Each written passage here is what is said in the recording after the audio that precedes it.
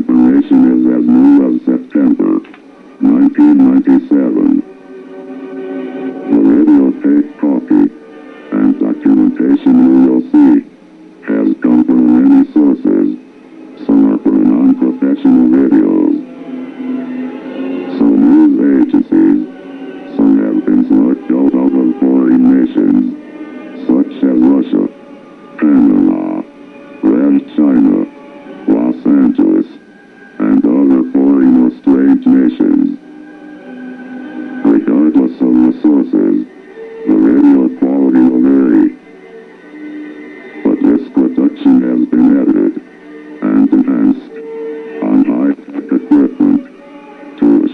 best quality for you.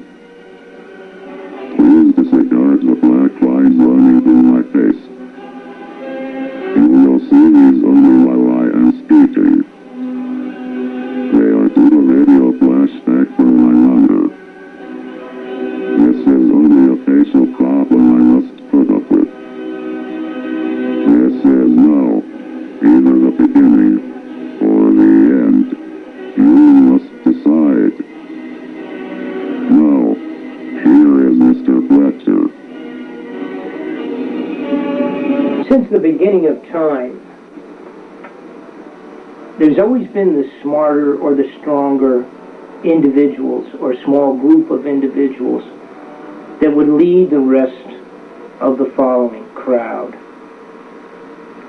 And there always have been those people, small group, whatever they are, that wanted to maybe expand so tremendously that they would actually be able to control the world.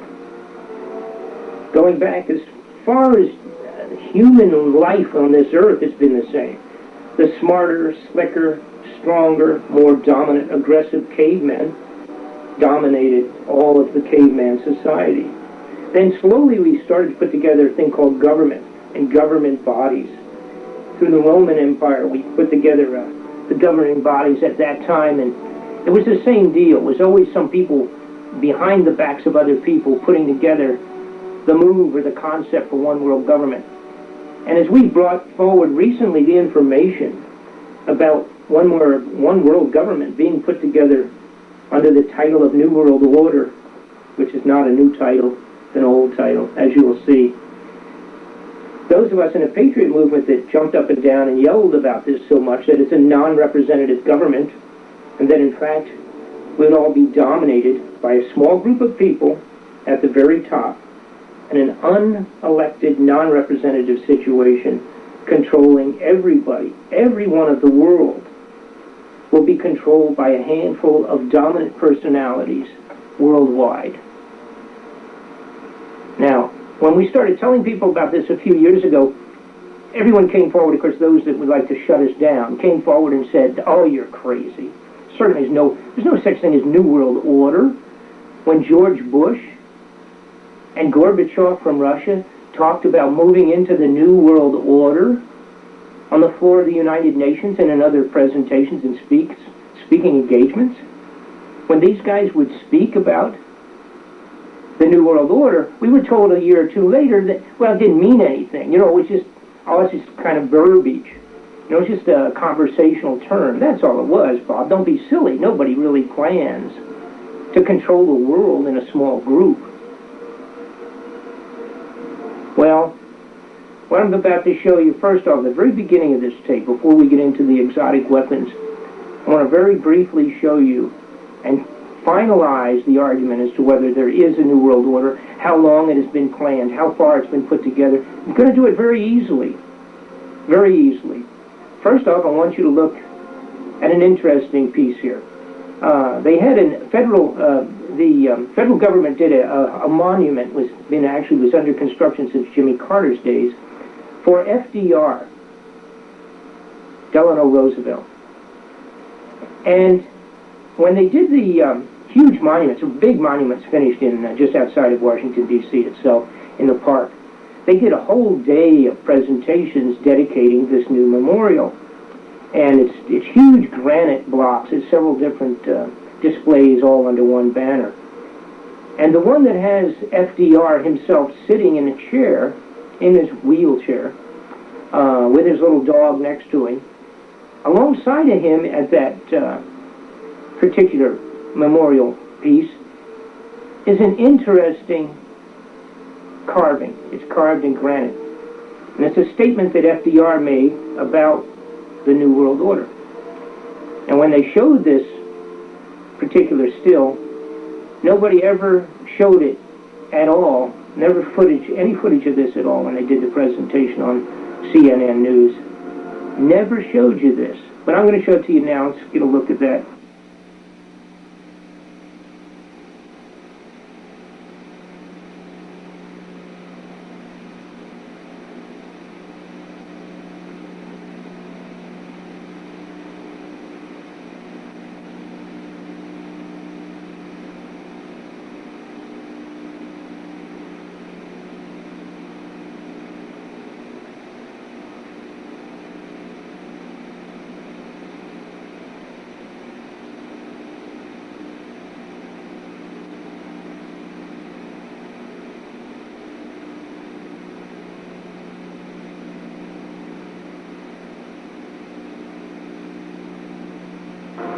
So many years ago, FDR, you can say what you want to about him in any direction, any of the programs he did that you may not like. People have gone, you can argue everybody's position up one side, down the other over the last few years. However, FDR warned us back then of the small group of people that would call it a new order and would dominate all of mankind. Well, additionally, if in fact there is no New World Order planned now in the modern day, I wonder why the media personalities now are talking about the new role of the Army, the new role of our military, the Air Force, the Marines, all of them have a new role. They're telling us we no longer have to worry about Russia and communism. Yeah, right. We don't have to worry about communism. Give me a break. But while they're telling us this, they're telling us that we have a new role now in the world. Our military bases are shifting over. Let's watch this out of CNN, the all-time blunder done by some of the writers of the news staff just a few months ago in 1997. What is it this lady's referring to if there is no New World Order? Well, in a moment, the U.S. military examines its changing role in a changing world. But first, a look at the nation's weather. Brightest this Armed Forces weekend. The United States military remains the force to be reckoned with worldwide. But how will it maintain its edge in a new world order? Kyoko Altman has more. It is the best of times and the worst of times for the U.S. military as it celebrates this Armed Forces Day. With the collapse of the Soviet Empire and the U.S. triumph in the Persian Gulf, the American military now stands as the world's most powerful fighting machine. I think we've got the greatest technology in the world, we've got great leaders, and we've got wonderful support personnel. And yet the military is in turmoil, struggling to forge a new mission and a new culture to match the post-Cold War world. As we stand at this pivot point, we have to ask, what type of military should we choose for the 21st century? Lacking a superpower rival, America's military leaders now grapple with more subtle and unfamiliar threats. Terrorist attacks on U.S. forces and mounting evidence of Gulf War chemical weapon exposure have triggered new questions about how to protect soldiers. U.S. military leaders have begun rethinking the basic strategies that have guided defense policy since World War II. On Monday, the Pentagon will lay out its blueprint for the 21st century. The Pentagon plans to maintain its ability to fight two regional wars, but it wants a leaner and meaner force that relies more heavily on technology. To buy more new weapons, such as the Joint Strike Fighter, 60,000 active duty troops could be eliminated. In an era of shrinking budgets, the Pentagon hopes to streamline its support structure by contracting out everything from housing to medical operations. And you know, 30 years ago, in the 60s, there was a fantastic little report done. Well, I say fantastic because it's amazing. There was a report called Report from Iron Mountain. I discovered this back in, I think it was early '94 sometime. Somebody brought it to my attention. I searched and finally found a book that has it, and it was the entire report of Iron Mountain. This report, which was actually sanctioned originally by John F. Kennedy, it was not finished until Kennedy had already been murdered. In this report, the basics of the whole thing was, what does the United States government have to do to maintain continuing control over the American people as we move into a one-world, non-combatant world without fear of war with Russia, Red China, and other previously existing enemies? The question that was asked of 15 brilliant scientists, these were people that covered everything from psychology, war, Department of Defense backgrounds, economy, economists, people that specialized in the study of world history.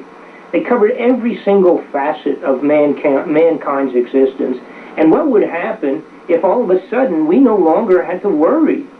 Just did not have to worry about outsiders coming in across our borders, our boundaries, and attacking us.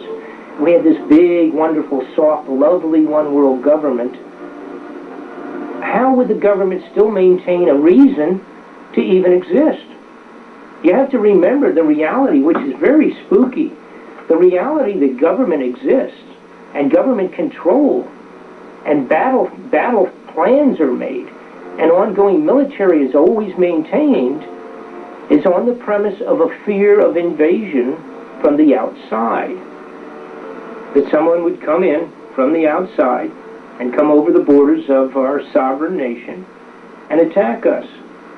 Well, the big deal is that this has always been, throughout the history of man, the fear of outside attack has always been the excuse for maintaining government and government controls. And of course, along with that comes all the weapons, weapon controls as well, and all the armies to do the controlling. See, but if there is no fear of war, no real fear, very, very serious fear, it has to be not just a fear of economic problems. It has to be a fear so severe that the people of any given nation, would actually fear for their lives and their very existence. The Egyptians maintained that. And when they didn't have things to occupy their people with, of war, they occupied them with other things, like unending enterprises, never-ending enterprises. The Egyptians would build pyramids. Generations after generations built pyramids, but when they got one done, they had to build another one.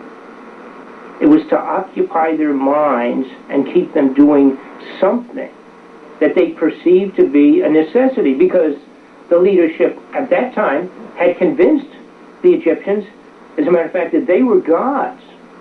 That's probably the next step with our military, with our leadership and people in government. Start convincing us that they are gods. They'd love to have that. But the Egyptians, they had never-ending projects. When one pyramid was finished, they had to start another one. So, in this amazing report of Iron Mountain, what these characters did was they put together what were all the different needs to control, maintain control financially, economically, emotionally, militarily, socially, psychologically, to maintain control over Americans as we move into world government. Now, this report was completed 30 years ago. It was amazing. It's very, very interesting. I have that report available. The one thing was they said, well, if we don't have an army anymore in terms of real, an army that has to deal against, standing against outside possible invasions, we'll have to come up with a new enemy. So they made a list 30 years ago, and they said, what would really be a good idea probably would be to simply demonize certain groups in the United States of America. Cults, they said. We'll call them cults, these little groups and organizations. And if necessary, burn them in public as was done with the witches in the old days. Now, when somebody talks about demonizing cults, making the public think that the cult or group or organization, church, religion, or whatever it might be, has to be burned in public, that sounds an awful lot like Waco to me. Now, remembering this report was put together 30 years ago. They also said if we move into a situation where we have to start diminishing the cost that we do on military weapons and on military armies, and we have to make them smaller because we've convinced everybody we have this wonderful world government and everybody loves everybody, how are we going to keep taking the money from these stupid taxpayers, off-budget money, and all the rest of this junk that we've been stealing from these people for years, conning them, giving these huge contracts to our buddies and our family members to create weapons for so many years? If we don't have that ability any longer, what are we going to do? How can we maintain this control of billions of dollars taken out of the budget. So they decided what they would do. How about if we create these never-ending projects similar to the Egyptians? It worked for the Egyptians. The pharaohs and gods kept the people busy and occupied generation after generation on a never-ending project. So they said, well, gee, what would be a good never-ending project? What could we possibly do that would constitute a never-ending project? They said, well, how about if we go to outer space? Now, that would be neat, because we could go to outer space and try to go to the moon. That'd be a big project. We'd take a few billion and a billion and a billion for that. After we get on the moon, if we have to, son of a gun, well, then we'll go to Mars. That makes sense. Now, if we go to Mars, maybe we can, maybe we can't. But if we get to Mars, what we need to do to keep these jerks on the line and chucking those billions of bucks into the old bucket, of course, we get them all excited about this. You know, we do all that good publicity and everything, get them all excited. But then we need to do a space station, you know, and build a little one. And we could build onto it, and build onto it, and build onto it. We might even, if we have to, we'll plan to go to Pluto. Hey, gosh, we've gone every place else.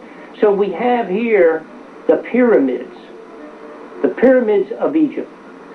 The never-ending project to keep the stupid Americans busy and keep taking their money. Now, of course, we'll highlight all the big points, and there are big points, because we have gotten tremendous scientific advancements out of their studies to go to the planets. But the bottom line was, it's the pyramids of the Egyptians to keep us busy and to keep taking our bucks. Well, what else did they say? They said, you know what, we have to also socially, we'll have to create enemies. If we don't have real enemies, or we've told them we don't have real enemies, we've got to make new ones. We don't have governments now that we have to worry about. Well, the idea said, one idea was we certainly could start chasing terrorists. Create terrorist groups all over the place. Oh my gosh, there's one under every rock. And we'll tell the people we got to start spending a lot of money on that. The brand new CIA director just announced that his prime objective is going to be chasing terrorists and getting rid of the terrorists. Well, we certainly do have some. There's no question about that. I wonder how many of them are being budgeted out of the black budgets of the United States government. More than we'd like to know, that's for damn sure. Well, we have the terrorist thing, and oh, guess what? We got a new guy. We have a new guy in charge of the Joint Chiefs of Staff of the military. Well, let's see, what's his background? His background is running the covert and training the covert operatives of the United States government for years. The guys that have gone down and educated the guys in Latin America that we call the death squads. The same guys that have gone in dressed in other uniforms and other people's outfits, gone in behind the lines, killed people and then blamed it on somebody else so we can move forward, or whatever the agenda happened to be. Watch this on a little bit relative to the CIA and some of their operations. Some of their operations and the attitudes of the heads of the CIA relative to going in and training the death squads, showing them how to torture people, pull their fingernails out, put cigarettes out in their eyes. Boy, it's a good thing we got that CIA here, huh? Watch some of this. The unintended consequences from secret operations have come home to haunt the agency. They didn't give a shit about the unintended consequences. The President of the United States told them to get rid of that government. For almost a half-century, the Central Intelligence Agency was the invisible hand of American power. It overthrew governments, created secret armies, consorted with drug lords, and hired assassins. Well, how did we ever allow this to get going? Well, the secret government. I use that term, and it's very, very apropos. Absolutely fits the situation. What we have had in the United States for years has been the secret government. And it's grown, it's gotten bigger and bigger. We've permitted it. Now, Well, here's what takes place, and any idiot can come up with this and realize, understand what the story is. What takes place when you have secret government, it attracts a very specific character, a very specific personality is going to be drawn to secret government. It's going to be the person with a criminal attitude. All criminals function under the concept of secrecy. So when you have a huge body going in the United States, growing and getting larger on a regular basis, under the pretense of national security, when we can stamp something national security and shut it up and stop it, shut it down completely, excuse me, any criminal at all that can get in on that program is going to jump on board. Then, of course, you have the young guys that are being conned on a regular basis by the secret government. They're being convinced that what they're doing is right. Like these poor guys here. This is an example. You know, many of these covert operatives, the guys that are trained as Delta Force men and are high-level invasion groups, the secret guys that dropped in behind the lines, carried out the most heroic deeds in the history of mankind for the American flag and for the American people, were suckers. They were even bait. Human bait, live bait, sent in by a highest level of government officials. Our military and our presidents have sent these guys in to kill them. They sent them in to carry out acts that they knew they couldn't complete and drop bombs on their heads when they got in there and called back and said, "We are here, we are 500 feet from the camp that we came to hit." And they were asked, "What is your location?" They gave their location or had a transponder sending it out, and we bombed them to death along with the people we were trying to get. For years and years, we've had brilliant inventions from young American inventors. People that moved forward with inventions that would blow your mind, that could help medically in an untold manner. We have the ability to replace eyesight, make the blind see again. We have the ability to have the deaf hear again. We have unbelievable inventions. Inventions for free energy where machines could produce 110% of the amount of energy that goes into them to produce more, so there's actually no negative cost on energy.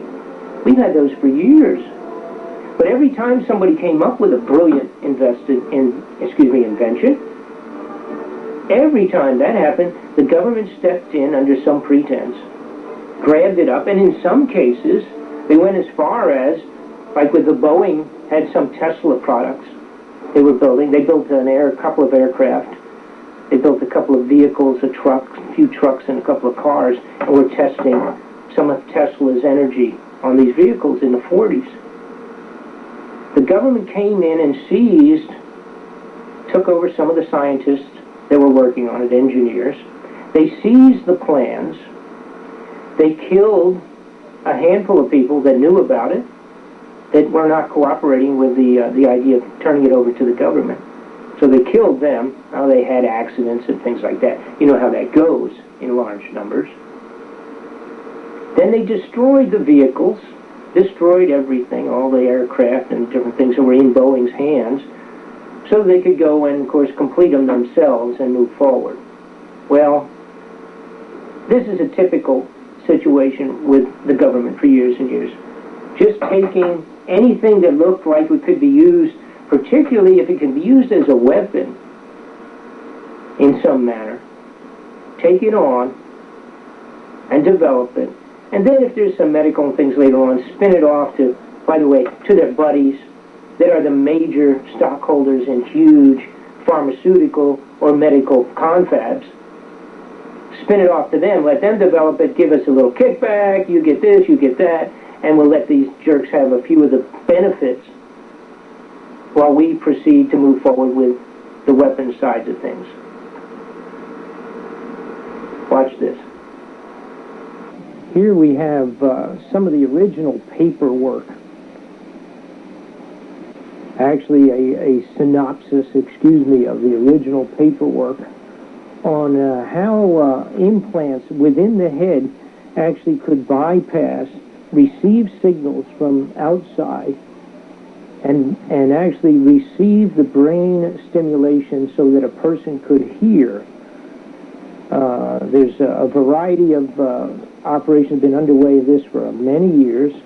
The big point is that you actually could either stimulate sound and sight inside the brain externally by actually putting implants and or bypassing with those implants, bypassing the normal receptors for sight and hearing, or you could do it for either watching, looking, seeing, visually seeing something in your mind without having it come through the eye, or link you up in a manner such that you could actually be spoken to externally with an electronic signal and have it bypass normal systems and go right directly into the brain. Additionally, the intelligence agencies have for quite a while been working on the ability to actually track the human brain and be able to remotely tap in and receive your thoughts. Now, how far this project has gone, I'm not sure. But obviously, that would be really devastating. These are the patents here on the hearing device that can be implanted in your head and actually receive, again, sounds, regular audible sounds, bypassing the normal ear. I have some video footage that I'm going to show you relating to the ability to actually hear through this device, which would be carried around, and you can actually switch it on and off. Now, from a medical point of view, this is terrific, because a person that's not been able to hear could actually have one of these implanted in their head and be able to listen, hear regular sounds by bypassing the ear, even if, for example, if they had an ear that didn't function at all, it would stimulate the part of the brain that actually registers in the microwaves of sound. This is absolutely finished. And of course, again, when you find out that it is done, commonly it means there's another 10, 15, 20 years advance on this, so that they're much smaller now than we ever thought they would be, and you'd never see them.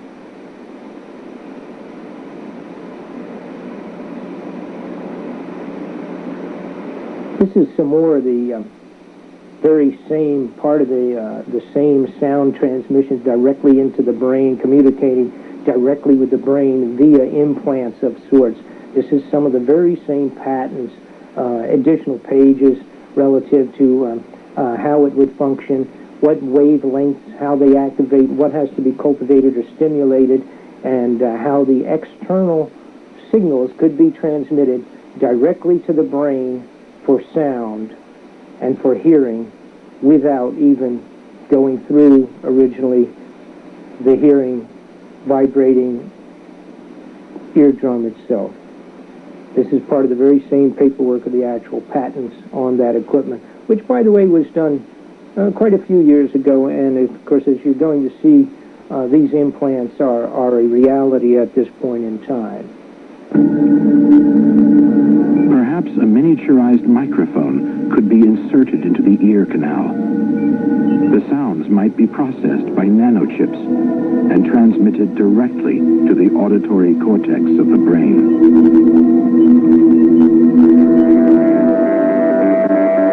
Sound waves enter the ear and vibrate the eardrum. These oscillations pass along a system of bones to vibrate the fluid of the snail-shaped cochlea. The fluid moves thousands of hairs on the coils according to the different sound vibrations. Each hair is in contact with nerve fibers, which send signals to the brain. This produces a complex electrical pattern, which the brain recognizes as sound. He is able to hear through his cochlear implant, an electronic device that has been inserted into his head. On Mike was one of the first people in the world to be fitted with this prototype bionic ear. The rest of it is just the circuitry that does the processing for the sound, and I have a microphone right here, so it picks up the sound at ear level, which is more natural, sends it down through this cable to the processor. There it's turned into the digital signal that we use for the processing scheme and sent back up through the same cable, and then it goes from the ear hook here to another short cable to a plug that I actually have on the side of my head, so the wires go directly down inside the ear. The implant is made from platinum, a metal that can remain inside the body for decades without causing any harm. The signals are sent along a bundle of wires into the cochlea. 6 electrodes on the ends of the wires replace the thousands of hairs that stimulate the nerve cells. These cruder messages pass up the auditory nerve, as in normal hearing. The brain deciphers these artificial signals as sound. When I unplug this here, right there, it's just basically an electrical connection.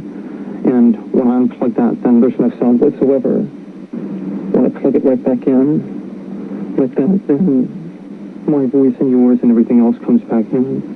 Plugging into an electronic world for the first time can be a weird but wonderful experience.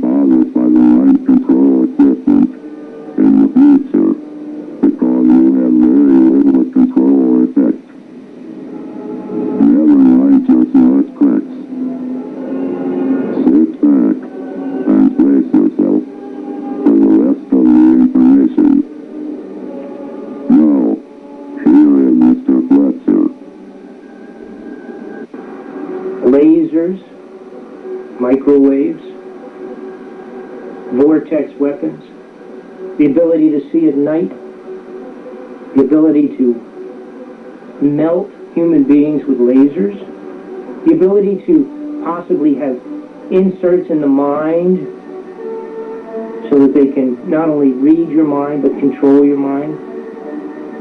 How about communicational inserts put in the mind, microchips, so that someone back at some receiving point can actually see and hear what you may see and hear? How about bionics? How about the ability of implanting hearing mechanisms? How about bypassing the hearing itself, the normal ear, and sending transmissions directly into the brain? How about the ability to send a transmission of low frequency, sonic type sound that would destroy your very inners, cause you to bleed to death internally, cause your very guts of a human being to be expelled through the rectum? How about lasers that can be set in small guns, small weapons? How about lasers set on tanks that could scan a crowd and either temporarily blind them or make them dizzy, or blow their eyes completely out of their heads? Can you imagine an army, an entire army, being struck simultaneously with a laser so that none of them could see any longer? These are called non-lethal weapons. Non-lethal weapons. Of course, how about if you're in an aircraft flying at 30,000 feet and they scan your eye with a laser and you're blinded with 300 people on board your airplane? Somehow the front end of that may be non-lethal, but I'm not too sure about the back end. It's about as lethal as it could be. How about aircraft and ships that are stealth, totally non-detectable? We're going to see all of that today. I want to show you all of these things. I want to show you live footage of electronic mind control being carried out and admitted to by the people that are in charge. They don't make any bones about it. You're going to see those interviews. Watch this for the first time. You've not seen information on some of the non-lethal weapons. How about the cooperation with the federal agents, the federal arms being put into the hands of local police? Now, it's interesting. Louis Freeh made a speech in Poland on a memorial, a 50-year memorial a year or two back on the Holocaust and how it affected the Polish people. And he made an unbelievable statement. He said, at any time, if we see a nation with its federal police, federal military forces, and federal weapons, and federal assistance being cooperatively carrying out and cooperating with local police, we have local police carrying out the will of the federal police agencies, then we have the beginning of another dictatorship, and we must immediately put a stop to it. That was Louis Freeh, the head of the FBI, speaking in Poland a couple of years ago.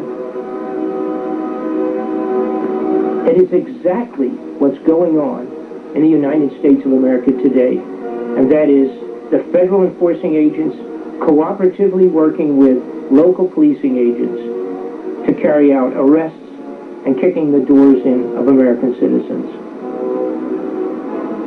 Louis Freeh said that's the beginning of a dictatorship. The same as took place when Adolf Hitler did it. And he's right. The head of the FBI is right this particular time. For years and years, we've been developing these fantastic weapons that you already know about. These are, the stealth bomber, the Marine operations, the Delta Force, the covert special operations groups, etc. I want to show you some of the firepower very briefly here at the front. This is what I call the common firepower, but nonetheless an awful lot of this you may not be aware of. Let me show you some of the special operations group's weapons, some of the weapons that are utilized by the Green Berets and the Special Delta Force and the SEAL teams. These specialized, very small groups of soldiers that can go in at night, drop in with parachutes or whatever, go behind the lines or go directly into an area, and they only go with 6, 7, 8, 9, 10 men. But when they go in, they go with such devastating firepower that it's the equivalent of possibly 100 people or 200 or a couple of hundred people coming in with regular firepower. I want you to watch this now. This is nothing compared to what we now have. This is nothing at all compared to the secret weapons and exotic weapons that the New World Order will have at their command as they move forward with one world government. Watch this. These weapons unto themselves, I think, will surprise an awful lot of you. And then we'll get into the stuff that'll make your hair fall out. Despite the appearance of overwhelming firepower, an 8-man squad's rate of fire is limited by the amount of ammunition they carry, often not more than 4,000 rounds.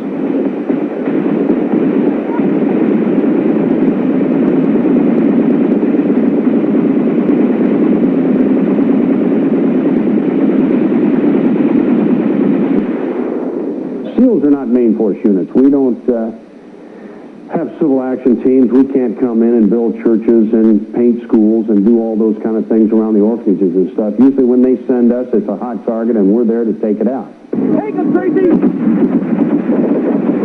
We'll stay within the confines of humanity, hopefully. But it's a dirty business, and the three things come into play. We have to be decisive, we have to be aggressive, and most importantly, we have to be ruthless. There's just not enough of us normally, and when we get there, we have to take care of business.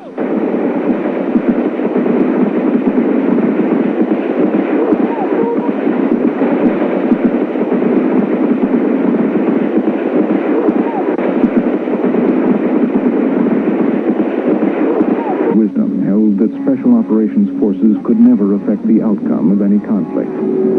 This belief has been reassessed, however, in the face of two historical occurrences: the rise of international terrorism and the military collapse of the Soviet Union. As the emerging pattern of smaller localized world conflicts brought a timeliness for their unconventional methods, SEALs have continued their training in sabotage and surprise precision attacks, which sometimes could include civilian targets. It is a different duty, but I think it's a necessary one. Every military unit is rated for its strategic value to the overall battlefield strategy. One advantage for SEAL units is their proficiency in reaching a destination quickly and undetected. SEAL teams employ a wide selection of different weapons, designed to maximize their value of mobility and small size. This is the Desert Patrol Vehicle, or DPV, used for traveling long distances on the ground. Designed to be airlifted to a forward staging area and then driven to its target, the DPV carries heavy weapons and drives with the speed and durability of a Baja racing car.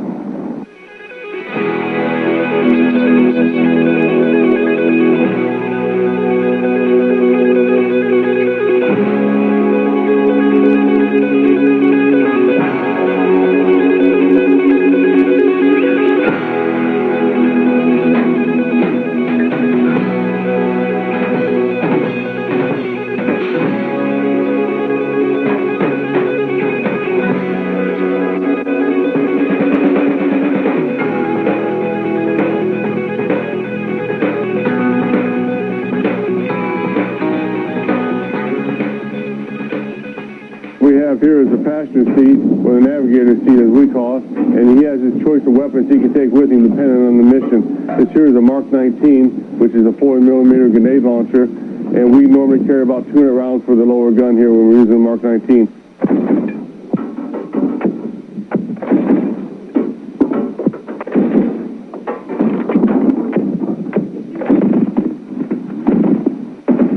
The top weapon here is a 50 caliber machine gun. This weapon here shoots a 50 caliber bullet, and that's more of our long-range weapon. And that one will really reach out there and touch them. And as you can see, we have a lot of firepower, much more than just 10 or 15 SEALs can carry in. When you start talking 50 caliber Mark 19, you're laying down a lot of firepower. Fire!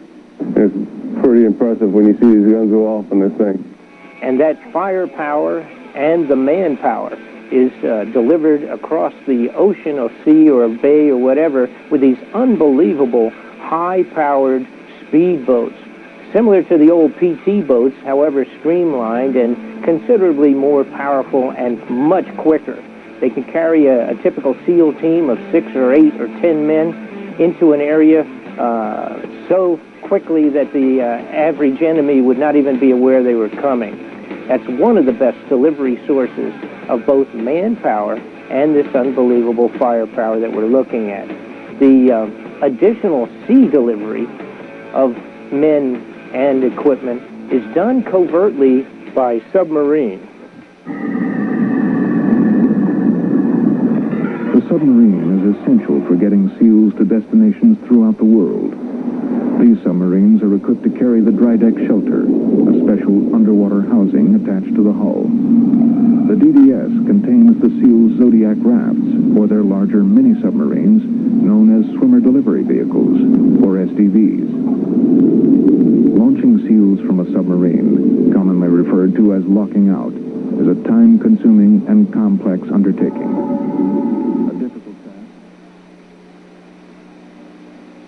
Launcher can destroy machine gun nests, enemy vehicles, and saturate the target with high explosive rounds that send fragments flying at 3,000 feet per second. 48. Taken in combination, the armament and initial firepower of a SEAL platoon equals that of a 100-man company of regular infantry. This is the M60E3 light machine gun. It's a belt-fed, gas-operated, air-cooled, fully automatic weapon that fires at 550 rounds per minute. A Navy SEAL handles this weapon by himself and can carry anywhere between 400 and 1,000 rounds. Normally on patrol with this weapon, it's held low at the hip. But when you have to fire it, you bring it right up and fire it from the shoulder. You see a lot of guys in Hollywood movies holding it down at the hip, kind of just leaning back and shooting it. It doesn't work that way. The weapon can be accurately employed as a rifle just by firing it from the shoulder.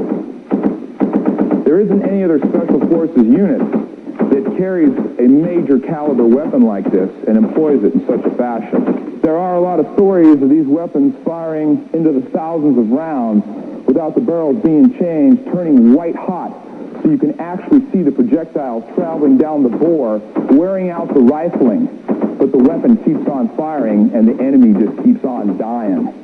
Caliber sniper rifle. This weapon here fires the same 50 caliber cartridge used in the Browning M2 heavy machine gun.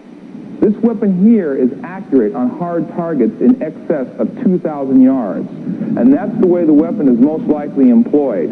We can take out aircraft parked on a runway. We can take out a generator. We can take out the engine block of a vehicle with this weapon here, firing a high explosive armor-piercing incendiary projectile. The range and power of the Macmillan M88 was used by SEAL sniper teams in Somalia to successfully cover UN forces and prevent casualties. Rounds were falling all over the outside of our bunker, but we couldn't catch the individuals who were doing it.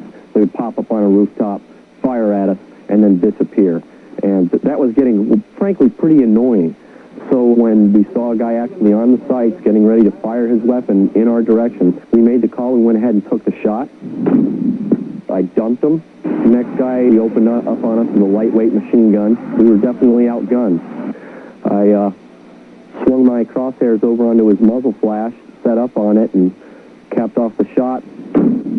When I came back up, his gun was spilled over the front of the sandbags, and he was spilled out the backside. The thing that bothers me about the average American, as I travel across the country doing speaking engagements all over, I'm constantly running into folks that say, Bob, our own soldiers and people that are trained by our own soldiers, our own scientists, they wouldn't do these things against us. They certainly have a morality. There's you can't take an American soldier and ask him to carry out some kind of a deed that would be totally immoral. Our guys just wouldn't do that. unbelievable, naive statement. Let me show you something. One of the worst situations out of many in the last few years was this disgusting event. It took place a few years ago when George Bush took it upon himself, because of a vendetta, a personal vendetta that he had against Manuel Noriega.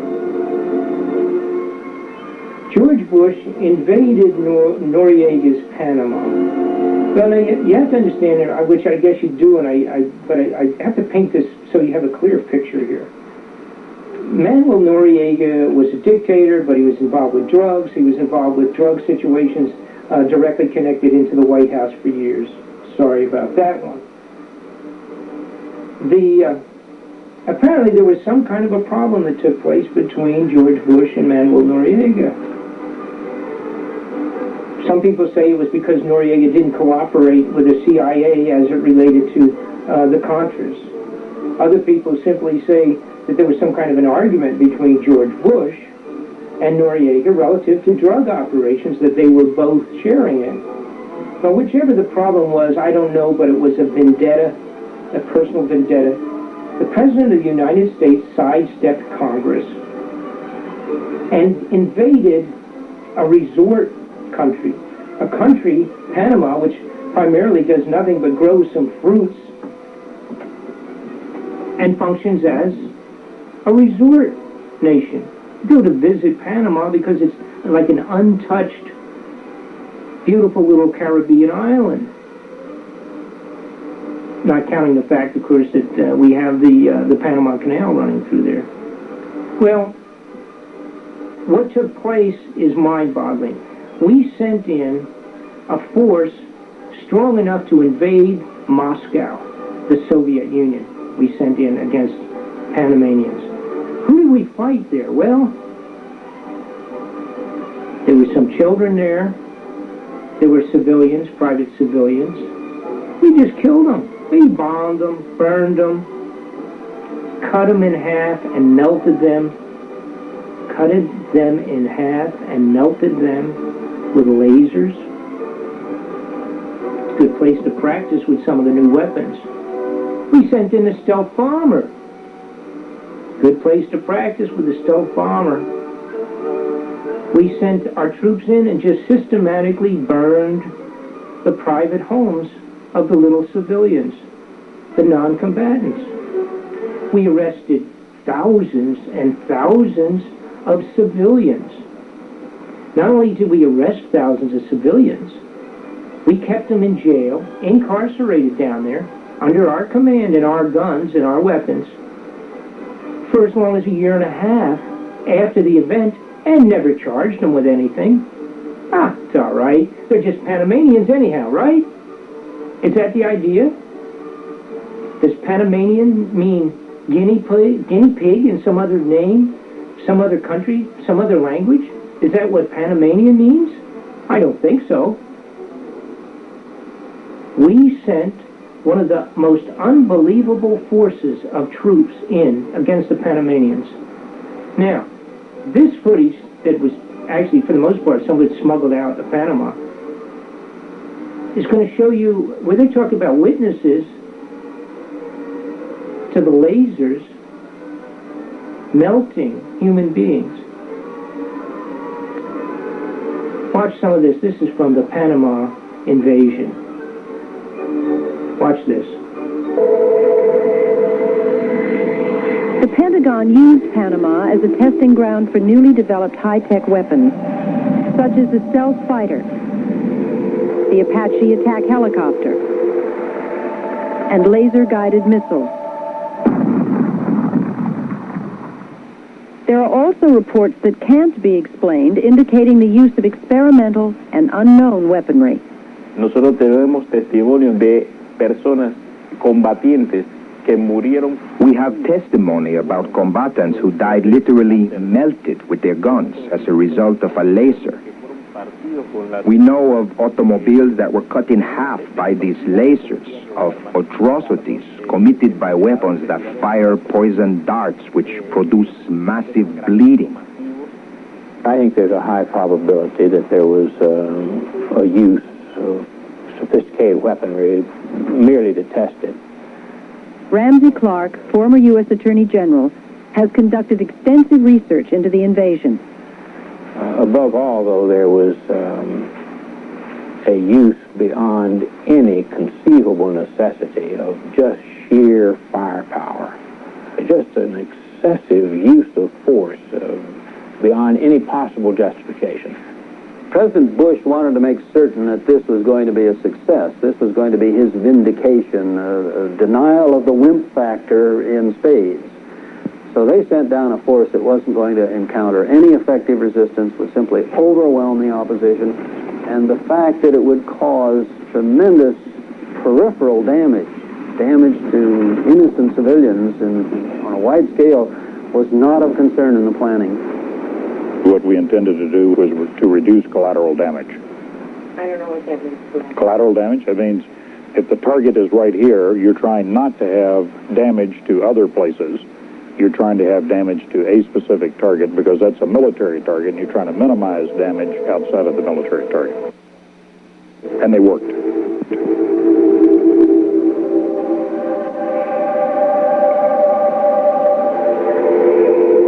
My God, we were sending in artillery and airstrikes against a very heavily populated urban area. There was absolutely no question that there were going to be immense numbers of civilian casualties.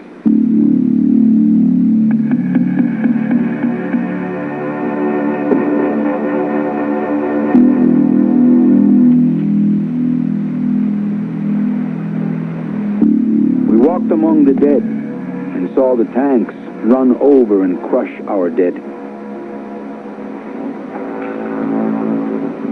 We saw a great number of civilian cars with whole families inside. Kids, women, and the driver torn to pieces and crushed by the tanks.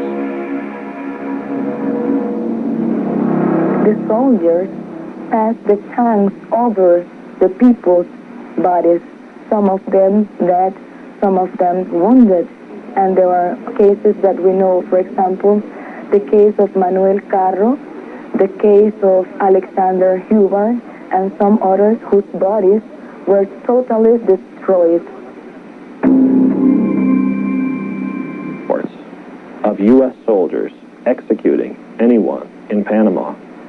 We have carefully checked out every such report.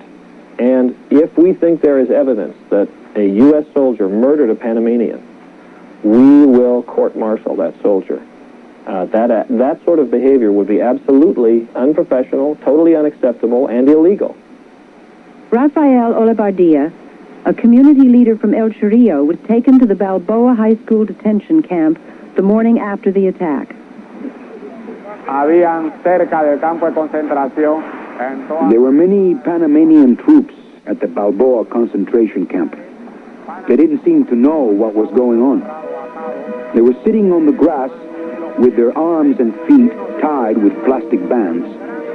I, along with many other people from El Chorrillo, witnessed their execution right in front of us. 8 of the soldiers at the entrance were executed by U.S. troops. Many journalists who tried to investigate on their own were stopped by U.S. troops from entering areas that were attacked.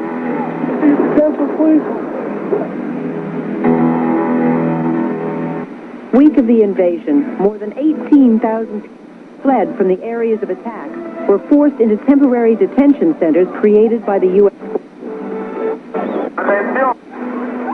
Atención, por favor.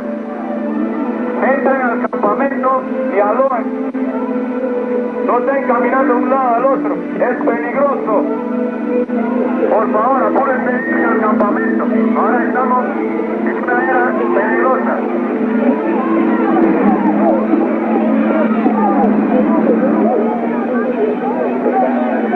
Yo vine a ver, allá me dieron que yo podía ver, salir.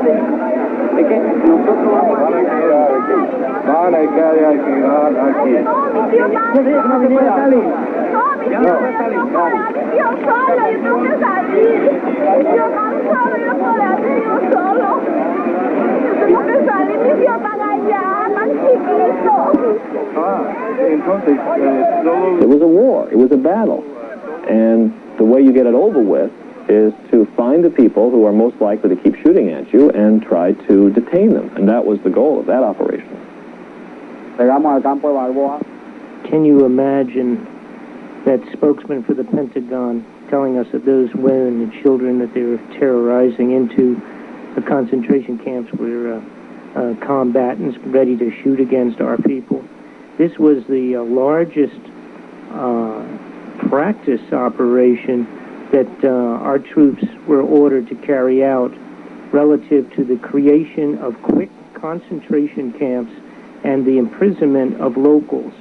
They took the local people, as you see here, forced them to hold their identification numbers up, their names and their location and date and all of that, hang it before the chest identically to the way Adolf Hitler did when he imprisoned the Jews in Germany.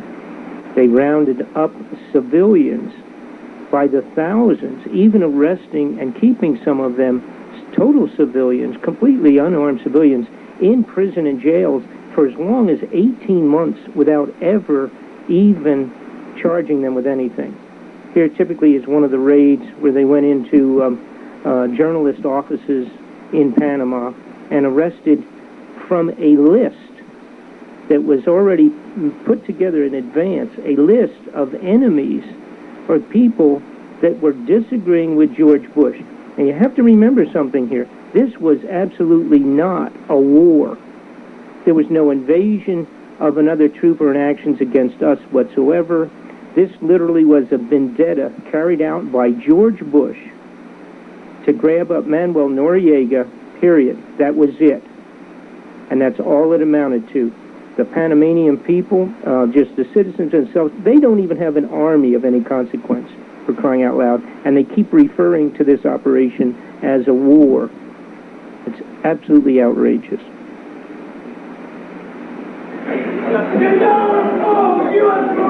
Come on, keep the eye on that fucking window. Oh, I got it, Clint. I'll bust his asshole. Government officials had to go underground, many of them, in order not to be arrested, including university professors. There were former government and diplomatic officials that were arrested and interned at refugee camps, and some of them in prisons. The list runs into the thousands.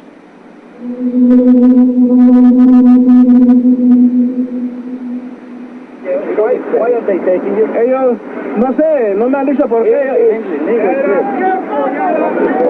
They say I have weapons. I don't have no weapons.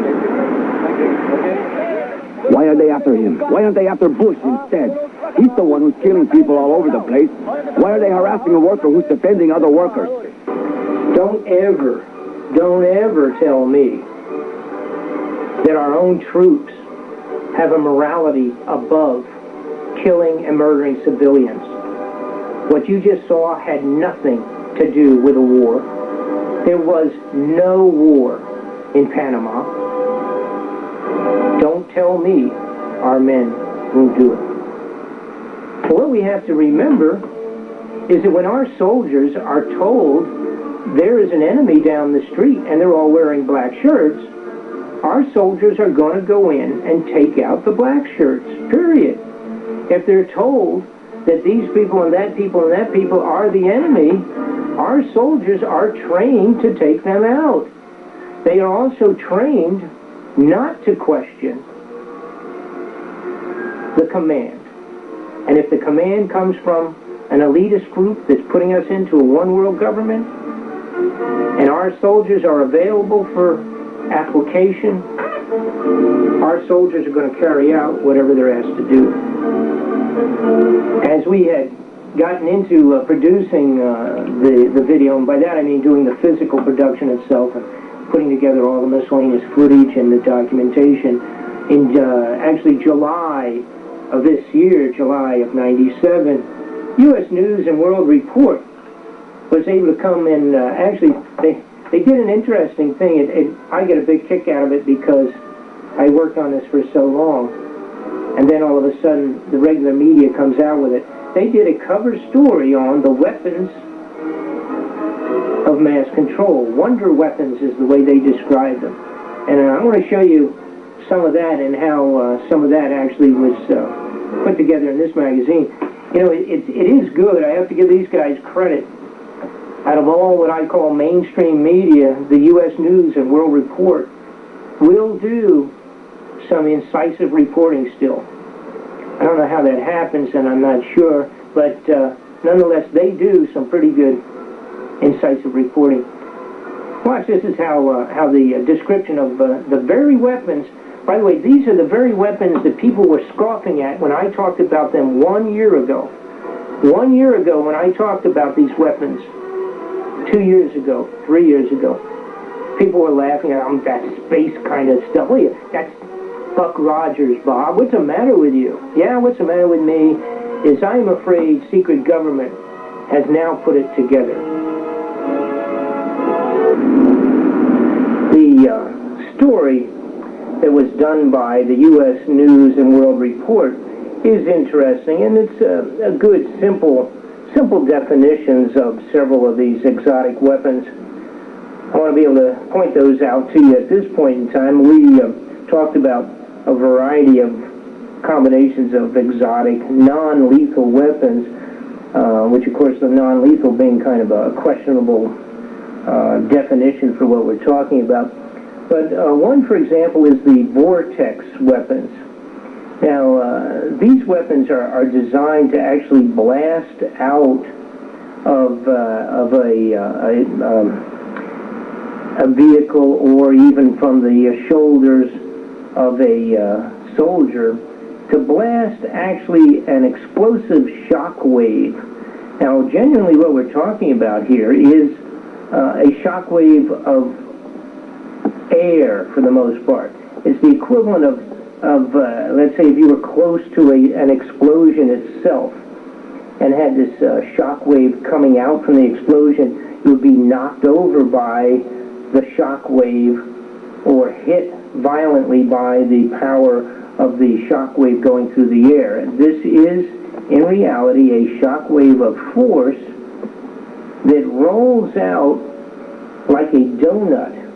Now, if you're hit with this, and then again, depending on how large the equipment is that you're being shot with, if you're an individual, it doesn't take very large equipment to knock you down and completely knock you out. I mean, absolutely knock your brains out, for crying out loud. It's somewhat like being hit by a 2x4 right in the chest or the head, or the chest and the head at the same time. One of the most frightening parts of this is the actual fact that they can include in the vortex ring pepper spray or other chemical or biological products. So you can be struck with this shock wave, this vortex weapon. You never know what's coming. It'd be shot, boom, that would be it, and would knock you over, knock you down, or knock you out. And in fact, if it's one that includes chemical or biological ingredients of some sort, you then, of course, would either come down with the problem, whatever that chemical or biological agent was. You would become ill, sick, or even instantly react to something like pepper spray. And again, depending on how close they are or what type of power strength might be dialed up on this instrument, this particular weapon, you actually could be unconscious immediately, or the chemical biological agent that might be inside of this would and could, of course, actually impregnate your skin, etc. I mean, so this is really pretty nasty. The equivalent of maybe a 600-mile-an-hour wind hitting you, like as in a tornado or that type of a wind that has driven telephone poles through the side of barns. This is the same kind of force you would be getting struck with a vortex weapon. So these are, of course, again, we got to remember now, these are considered to be the non-lethal weapons. And of course, it depends on what you're talking about as to how big it is, how close they are, and what the real ramifications may be of these weapons. Now, that's what they are labeling, again, this is the Vortex weapons. And these have already been completed. They're done. They have prototypes and or even possibly production done on these. We're not sure, but they certainly are a completed weapon, as we will see most all of these are completed weapons. Now we're going to move into the next type of weapon, which is equally as mystical, if you will say, or as exotic as you possibly could have, and we'll be moving into the laser definitions of lasers. We talked about the laser weapons. Lasers, of course, are the light beams, concentrated high-intensity light beams. And, of course, lasers like the old Buck Rogers films with the ability to melt people and blow them up and blow up aircraft and shoot cars and cut things in half and do all those amazing old space rangers kind of futuristic concepts. Well, they're no longer a futuristic concept. This is now completely finished, done weapons that are available and in use. Special operational military groups have used these already. I'm going to follow this with some amazing footage relative to the application of lasers and experimentation in different arenas of the military that have already taken place. But the light beams, which of course the first and let's say the lightest possible effect would be to either temporarily blind or permanently blind whoever is being shot. Now, if you went across the field where you had 1,000, 10,000, or 100,000 soldiers coming across a field, for example, or the desert, and they were the enemy, you could, with a couple of laser units, quite simply blind, blow out, or destroy the eyes and the retinas of the people that you wanted to shoot. I mean, it just makes them totally... You've got an entire 50,000-man army that's wandering around in the desert with their eyes blown out. Even though it may not be lethal, it's pretty much the end of the ball game as far as that's concerned. Now, lasers have gone even beyond that point, and as was shown in the simple diagrams that we're looking at right now, which again were done in this terrific little brief story in the U.S. News and World Report in July of '97, the basic operations or functions of the laser in the blinding effect is that it burns the retina itself, whether it's either temporarily or permanently, and goes right on in and affects the cornea operation, the retina of the eye itself. Again, if you're a military soldier and you no longer can see and you are blinded, well then you might as well be dead, because it's a done deal. You're totally out of the competition. Now, as this might be applied to rioters in the United States or people that were politically not happy with what was going on, any of these weapons can be applied within the United States by United States enforcing forces, and actually have been in a few cases, and the effects, of course, are the equivalent of attacking any enemy at all. If you'll notice, which is, of course, interesting because of the fact that this is a finished product, the M16 rifles have already been converted or have existing mounts where grenade launching shell lasers and the targeting equipment, etc., actually can clip right into existing M16 rifles, converting the standard military M16 rifle into a laser gun, laser weapon, and that's already finished, and the concept of laser weapons. So I'm going to have some terrific live footage included in our videotape here that will show you some of the lasers actually being fired themselves.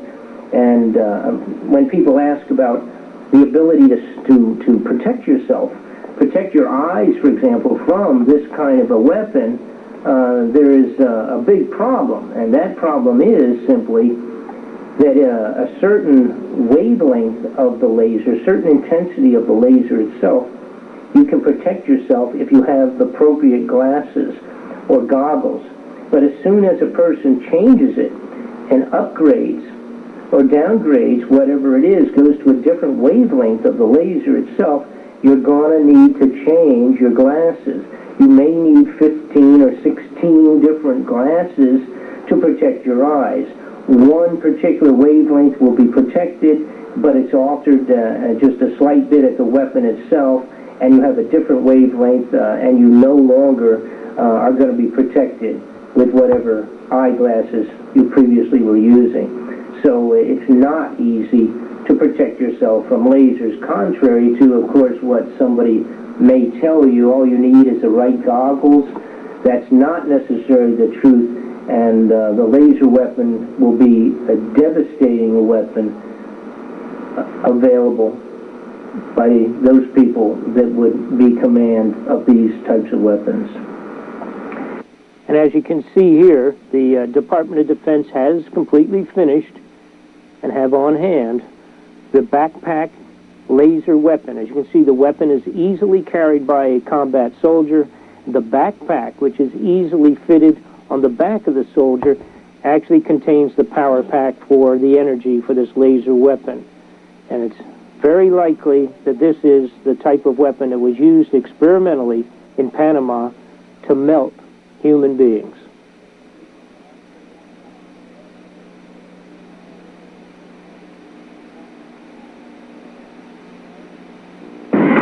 Could these be just as effective for the military, but cause less suffering in the future? This is a small, portable laser source which is capable of causing eye damage. Now, this was developed to carry out eye surgery. This has 3 lasers in a section here and can be powered from a battery source. And this is quite capable of burning and destroying retina. Okay, we've got a nice picture of her macula, healthy disc. This is the part of the eye where the laser beams get focused, either to dazzle or permanently blind. John Marshall was asked by the British Ministry of Defense to devise countermeasures, but laser weapons could be made to change frequency continually. But if you can imagine a situation where you were suddenly confronted with many different wavelengths, or with one laser that could actually chirp between that wavelength, that is, emit different wavelengths at different times very, very rapidly in a fraction of a second, then it becomes very difficult to protect, because now you have to protect against all possible combinations of wavelengths, and basically you're then wearing a pair of completely opaque glasses. We don't consider this as a weapon that fits into the category that causes, in the terms of the old St. Petersburg Declaration and more recent developments of that law, it does cause unnecessary or superfluous suffering, put into the context of all the other weapons on the battlefield. With a laser, for example, it's very hard to cause collateral damage. With a bomb delivered from an aircraft, that's a more difficult problem, or with an artillery shell. But with a discrete weapon like a laser, chances of collateral damage are much less. I find the concept of blinding individuals as a humane weapon extremely difficult to accept. One of the most moving memories of my childhood was to see the pictures from the First World War of troops leading one with his arm upon the shoulder of another off battlefields in Flanders after attacks using phosgene, mustard gas, etc. Most individuals, if you ask them what, after dying, are you most frightened of, they will say blindness. And you have to appreciate that if you damage the retina, there is absolutely nothing modern medicine can do to bring back vision to that area of retinal loss. We don't think that blinding as a method of warfare is something that should be acceptable. And certainly as far as handheld small laser weapons are concerned, if they stop being used on a wide scale, which we can't guarantee they won't once they start being manufactured on a large scale, then we will start seeing blinding being used as a method of warfare, and that is a very serious problem which we want to avoid. An interesting story was done by the Daily News. It was a front-page story just this year in 1997. And it was 2 sides to it. It was not only was it interesting because they were acknowledging that the FAA had some strange reports of some pilots of regular standard airlines actually had been blinded or temporarily blinded by some type of a laser. Now, some of these planes were flying at 7, 8, 9, 15,000, 20,000 feet above the ground, yet this absolutely humorous story, actually, from my point of view, was released in the front of the Los Angeles paper, saying that they thought possibly that it was mischief makers, students, that were actually maybe shooting lasers affecting airline pilots, and that they were using Radio Shack low-cost, high-tech lasers as a prank. Well, first off, it's so ludicrous, it's unbelievable, because the amount of power that it takes to reach any aircraft at any elevation at all that would bother anybody's vision, other than the fact that this picture is a little out of focus. The very idea that someone could purchase a $25 pointer-type laser at the local Radio Shack and have enough power behind that to affect the eyesight of a commercial pilot flying at thousands of feet above the ground is absolutely silly. But at least I appreciated the idea that they had done the story acknowledging that commercial pilots and the FAA have now started looking into some kind of a strange laser that's been shooting pilots in the eyes. Hopefully this is not some kind of a sadistic test carried out by our own government. A short time ago, I was able to secure the paperwork from the Pentagon that you're about to see. It's on a project they labeled it 2025. This particular program, which they put together actually 95, 96 in that period of time by Maxwell Air Force Base in Alabama. And of course the bulk of this tries to imply that these are study concepts and that in fact things that they're going to be working on in the future. However, 95% of it, if not more, is finished, completed, or 95% completed at this point in time. This one group of studies, this one is Aircraft and Propulsion, Volume 1 of the New World Vistas 21st Century Air and Space Power Study. The other one is, this is the Information Applications Volume. The total amount of these volumes came out to being about 1,800 pages. This one was particularly on space technology, talking about the satellites and putting weapons into outer space. This was the Mobility Volume, which specialized in the brand new high-tech concepts on a variety of mobility, both in the air and on the ground. This was the Attack Volume. This covered the attack concepts of future weapons relative to space and aircraft weapons that they were putting together. The next group of books continued on was the Directed Energy Volume.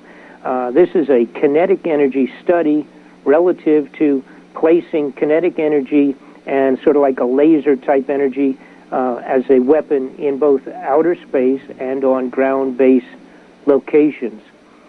The next volume was the Systems and Biotechnology Volume. Now this got into combinations, even including bionics, the possibility of interfacing human with regular technology, as in microchip and other technology. The large volume you see here was an ancillary volume which did a summary of many of the other books and directions. This one you're looking at was the Sensors Volume, which covered brand new high-tech micro-sensor systems that they're interfacing with weapons. The Space Applications Volume was the last of this group, and the Space Applications Volume was, of course, the application of outer space and moving into weaponry that they're putting into the satellites. This is 1/2 of the total amount of actual documentation we were able to retrieve out of the Pentagon that has assisted in putting together the reality of what you're looking at today. The last one here was the general technology volume, which again sort of did a summary on the high-tech information that they had put together relative to weaponry in outer space. We're going to do with these white papers, the actual information from the Air Force, as in the rest of the tape, as I show you and present some of the actual live footage of some of these completed aircraft and some of the lasers and some of the microwaves and some of the micro robotics that are underway and some of the spacecraft that are already being put together that will turn into a regular full-time fleet of flying craft that will be launched into outer space and actually will function as aircraft up and down on a regular basis. And as we get into some of the actual sensing, the sensors, for example, which will include micro-robotics that can be sent in to a given area to actually send back information, and these things being the size of only a human, a fly, or a small ant, or a spider. And as we get into some of the human systems and the biotechnology, and as I get into some of the bionics and some of the extreme new high energy and energy lasers and microwaves, I will refer back to some of the actual pages out of these Air Force New World Vista 21st Century synopsis studies that they've done, so that you will see the actual paperwork as it corresponds with the physical craft or with the actual weapons themselves. And so we'll be referring back to these as we go in the next second half of the video.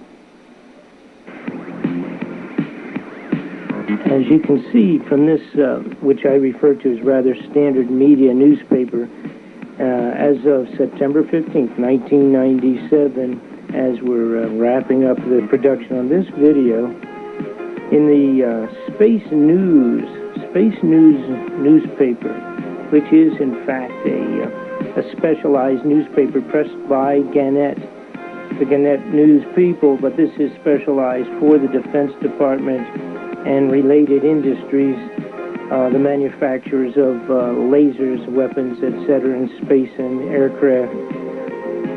The Secretary of Defense, Cohen, is planning and is deciding, probably in a positive direction, to take a test on one of our huge lasers that we have located in the White Sands area in the desert. This is one of the really extremely large lasers.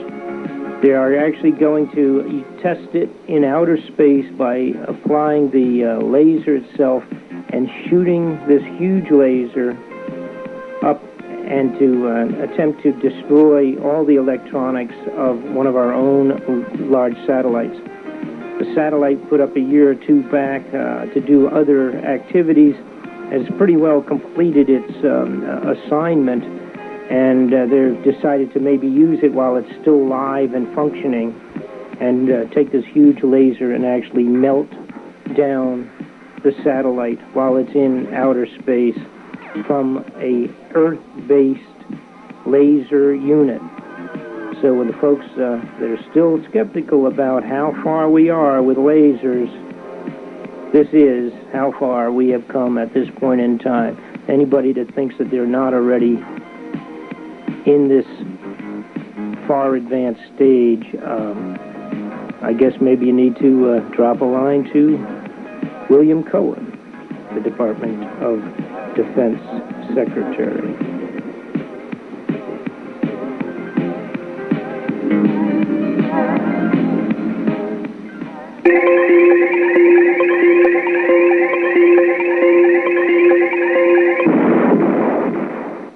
To test fire a powerful laser into the atmosphere. The plan is creating a red-hot controversy. Jamie McIntyre reports. The Pentagon says its plan to fire its most powerful laser at a military satellite is purely defensive research. The purpose of the experiment is to collect data that will help us improve computer models used in planning protection measures for U.S. satellite systems. Sometime over the next few days, the multi-megawatt Miracle laser will be fired from its base in White Sands, New Mexico, for less than a second at an Air Force satellite nearing the end of its useful life. That will be followed by a longer blast for about 10 seconds. The idea is not to blow up the satellite, but to see whether it's disabled in any way. It doesn't destroy the satellite, doesn't create any debris, and it does not pose any risk to other satellites. The United States has tested powerful lasers in the past, using them to destroy targets on the ground, and has even fired lasers at satellites in space, but never one this powerful. In recent years, the U.S. military has become increasingly dependent on satellites for communication, intelligence gathering, and navigation. So the ability to protect U.S. satellites while blinding the enemies is seen as crucial in future wars. But critics in Congress warn the U.S. test could backfire, sparking an arms race in anti-satellite weaponry that would leave the United States with the most to lose. Several senators and congressmen have written President Clinton, urging the test be canceled or at least delayed. The Pentagon insists its laser test is not opening the door to a new generation of space weapons, and argues it violates no international law or domestic policy. Privately, the military concedes that with more and more other countries and even private companies launching spy satellites, a weapon that could neutralize them would come in very handy. Jamie McIntyre, CNN, The Pentagon. It would come in very handy. Well, as we look at the rest of the story, so to speak, coming out of the Pentagon, as we look at some of the paperwork that was retrieved from the Pentagon just after the declassification of some of this paperwork, we find out that they're planning satellite-based high-energy laser weapons and kinetic energy weapons based in outer space, utilizing our own existing satellites, or what would actually be satellites that they have not put up yet, to be able to aim from the satellites back down to Earth. So the importance of viewing this potential, the test that they're doing with a huge laser from the ground base up to destroy potentially other satellites of any sort. We have to remember the point is already planned and far ahead of what we might be aware of, and that is the use of outer space-based laser weapons that will be able to utilize the very exacting definitive global positioning program to fire lasers from outer space back down to Earth, as opposed from Earth shooting up and trying to destroy somebody else's satellite. The big concern there, quite obviously, and this is all in the paperwork retrieved directly from the Air Force that was considered to be secret classified just prior to ourselves getting a hold of it, that the space-based high-energy laser satellites will be circling the Earth in a short period of time by use of global positioning. Within a few seconds at any given time, they could locate their target and exactly strike what they're looking for with lasers that, by the way, as they pointed out, will only take even a half of a second of a shot. In most cases, you would never hear it, see it at all, and it would either totally shut down given special equipment, or it would shut down human beings, period. And that's what we're looking at, is the embryonic status of space-based laser weapons. As we move forward in through the paperwork that we retrieve from the Department of Defense and the Pentagon itself, we find out they have this section that refers to space control, which of course is the basic idea of putting lasers in outer space. The ultimate weapon is the lasers in outer space. And if you control space, you've got your hand on the trigger. then you will be able to control, with the lasers, everything that's on Earth. As we move forward into the next sections of the paperwork derived and taken from the Pentagon and the Department of Defense, we find out that the bottom line on these space-based aircraft, unmanned craft with weapons, is killing. Killing being the objective. Now, there's a variety for global control and global power. There's a variety of unmanned craft, which we will show you actual footage of almost all of these brand new unmanned craft and the new designs that they're working on. Some of these are typical type of a satellite. Some of them are wingless type craft.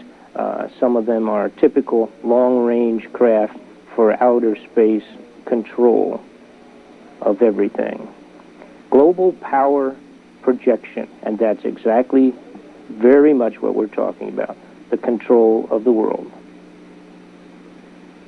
And as we move forward, we find out that not only are we talking about the singular satellites or craft with lasers and microwaves for space-based weapons aiming, zeroing in, and killing or destroying from the space back down to Earth, but we're also talking about the plans underway for the singular craft, a singular, like a stealth-type spacecraft, if you will, that will have the ability to carry out laser and high energy and also the microwave-type destruction simultaneously in several directions. This is the concept for the craft that will actually be able to handle firing lasers and or debilitating kinetic energy weapons in several directions simultaneously. So it won't take several craft to carry out a small war. Once these units are in place, it's just a matter of pulling the trigger from outer space to destroy the target on Earth. The question is always just going to be, who has their hand on the trigger?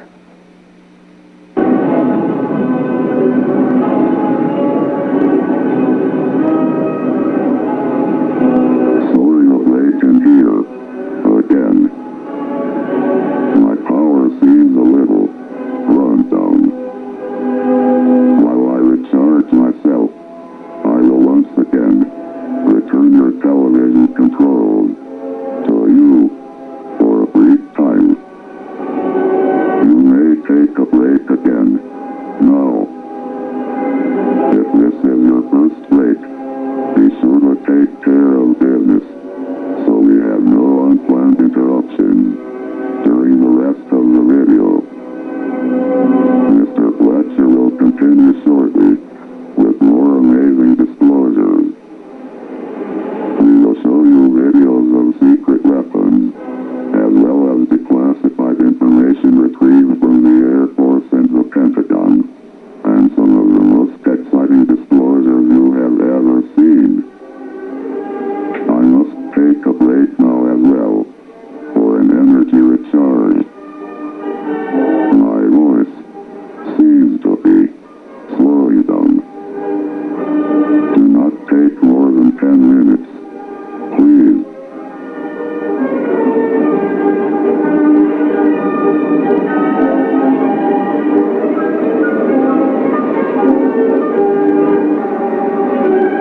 All right. So let's get started into the next section. I feel fine now.